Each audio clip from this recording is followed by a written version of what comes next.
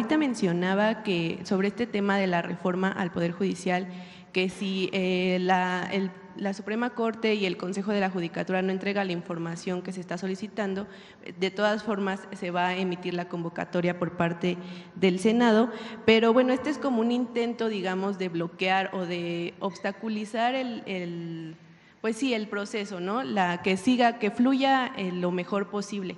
¿Qué hará para evadir este bloqueo, digamos, por parte de la ministra presidenta Norma Piña, no solo en este punto, sino a lo largo del proceso de aquí hasta 2025? Pues ellos tienen una tarea o varias tareas. La primera pues es enviar para que nos entiendan quienes nos están viendo. La elección de jueces magistrados se hace en 2 etapas, una parte 2025 y la otra parte en 2027, de los federales. Los y las ministras de la Suprema Corte de Justicia se hace en el 2025.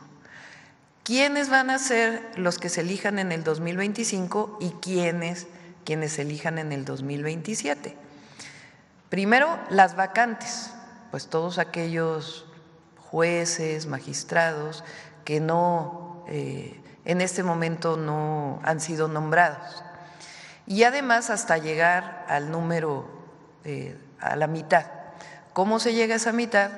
A través también de tómbola, a través de una selección al azar. Entonces, son la mitad de los jueces y las juezas, la mitad de los magistrados y magistradas, y toda la Suprema Corte de Justicia de la Nación. La otra mitad se elige en el 2027. ¿Qué pasa con los estatales?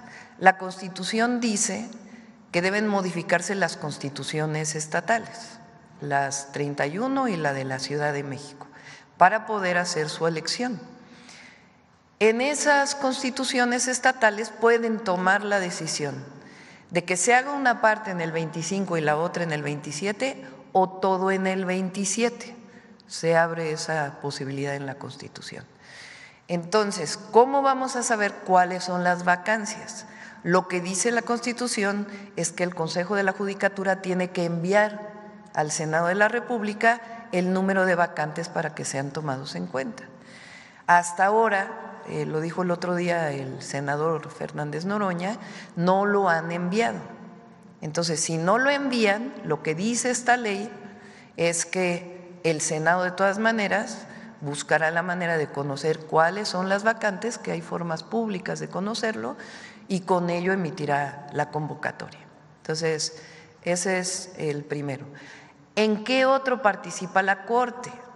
Bueno, se van a hacer 3 convocatorias, una sola convocatoria del Senado, y a partir de ahí el Ejecutivo, o sea, la presidenta y su equipo, vamos a lanzar una convocatoria para todas y todos los que cumplan los requisitos para inscribirse, ya sea como jueces, como magistrados o como ministras o ministros.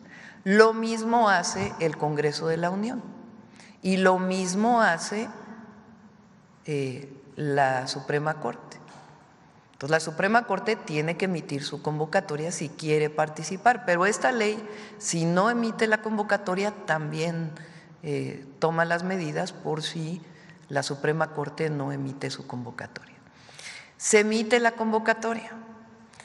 Nosotros tenemos que definir a 5 personalidades, por supuesto abogados, abogadas reconocidas, el Congreso 5 y la Suprema Corte 5. Esos son el comité de selección.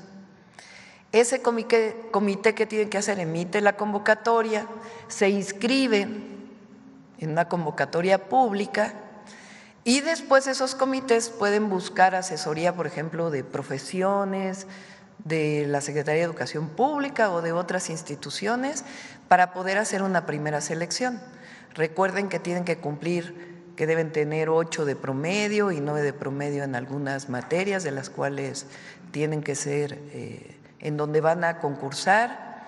Tienen que presentar cartas de recomendación, tienen que presentar también un ensayo Entonces el comité de selección revisa, obviamente para tener la certeza de que tienen el título y tienen las calificaciones, pues pueden hacer las consultas necesarias a las universidades para que este comité pues tenga esa información.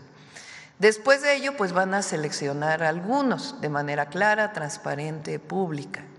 Y a partir de ahí pueden hacer entrevistas, esto dice la ley.